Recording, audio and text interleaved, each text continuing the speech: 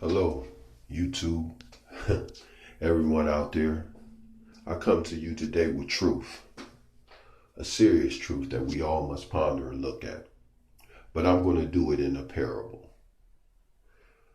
Gold, for instance. Gold is refined in fire. And the goldsmith that is refining this refining this gold, has to notice one thing about the gold. When he pulls it out and he looks at it, he must see a clear reflection of himself. Like a mirror, he must see himself in that gold. So until this happens, the gold has to constantly go in the fire, come out, go in, come out, until he see this reflection of himself in the gold. I say this for one reason. Our faith is going to be tested by fire and trials in this world. God is constantly putting us in the fire because he wants to purify us so he can actually see his reflection of his son in us. Now, how are we tried in this world? We're tried in various ways. We're tried by money. We're tried by envy. We're tried by lust. We're tried by pride. We're tried by so many things in this world. This is the fire that we have to go through to become purified. So fear not and don't be stressed out when those things come to you, because they actually are strengthening your faith in God. I believe that this is key for all of us for the simple fact God has a plan for us. He called us before we even knew he called us. God loves us, and he gave his son to pay the price for us to be free and us to have a choice to choose life over death. I pray that today someone is actually receiving this and accepting this into their life, because I believe in this world today there's a lot of lost. And what's so sad about it is those that are lost don't even really want to be found, because they're lost in their own circumstances. They're lost in the pride of this world. They're looking for the riches of this world instead of the riches that are up in heaven. The treasure that he has for us is way beyond this world. That's why it's outside of this world. But God brings it near to us once we start believing in him. He blesses us so we can bless others. He gives us love so we'll be able to give love. Remember, he so loved the world that he gave his only begotten son that we wouldn't perish. Do you think for 1 second God doesn't want you to give your love to someone else? You don't think he wants you to love beyond just your family? God wants us to get to the point where we love each other as family, everyone. He wants us to know what is truly inside our heart. Believe God knows your heart before you do. But he has to burn off a lot of things so you can actually see the true beauty within inside yourself. And this only works through faith. Let's remember, faith is the substance of things hoped for. What do you hope for? And we got to remember the evidence of things not seen. Meaning you have to have this hope for something. And hope is to look forward to something with great expectations. That means we have to expect this to come. You know what I mean? And the thing that's so fascinating to me is once you really accept God's love in your life, you start seeing the hope.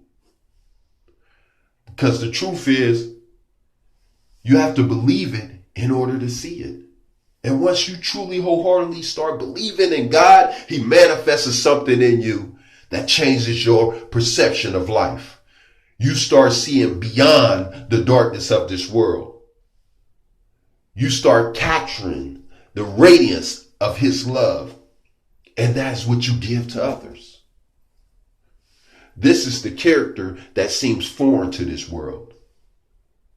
I went to a guy last Saturday, man. Our church was out in the community and we were washing clothes in a laundromat for people. We were paying for their washes. And the first guy I spoke to, I came and I had my hand out like, how you doing, man? And he instantly gave me a mean mug and looked at me like, man, whatever you trying to sell, I don't want it. I said, hey, brother, it ain't like it. He said, okay, well, tell me, what was you going to come and say? I said, man, I was going to come and tell you how, I already know how God loves me and this and that and this and that. But look, I don't believe in your God. This is what he said to me. I don't believe in your God. And I said, okay. I said, okay, sir. He said, man, matter of fact, I can tell you some things that will make you not believe in him either. And you know what I said to him? I said, go ahead, speak to me, man. Maybe I need to listen. Maybe I need to hear something. And he got to speaking to me. And to make a long story short, before it was said and done, this man got to mentioning God. But then he would try to change it like, well, I pray and this and that, but I don't pray like, and he got so confused and tangled in his words. And I'm saying this for one reason only. I'm saying this to let you know that all know the truth. All know the truth. But they have a choice to actually choose it. And this man got so twisted in his words because the truth is within us. It's a part of us. It's our DNA. We are from royalty beyond this world. And this man, at the end of the day, became settled. First, he had some attitude and was forceful to try to get me away from him, but I stood fast. And before it was over with, he told me some things that I should read and, that I'll look beyond God. I wouldn't believe in God anymore if I read these books and I do this and I do that. But my whole point to the matter is this. This man got to confessing God without him even knowing it. That's the peace that is within us. His power and his love can't help but to be manifested in his vessels that he has made. If that ain't power, I don't know what is. If that ain't love, I don't know what is. But I tell you this, don't be discouraged by the fire that is placed in your life at times, by the trials that we go through. Don't look to God and be like, man, how can you let me go through this? And how can I do this? God knows exactly what you need to get to where you need to be. It's some things that people miss out when it comes down to a plant. They might say the plant need water. They may see it and say the plant needs sun. They may see that the plant need air. But so many people forget the dirt.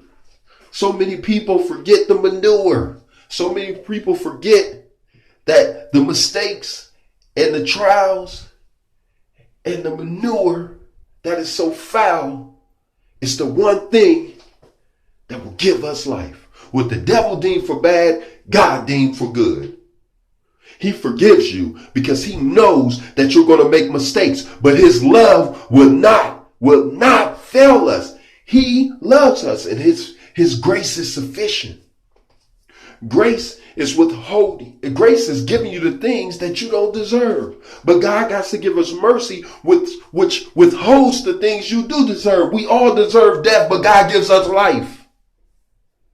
He gives us a chance to make things right with ourselves.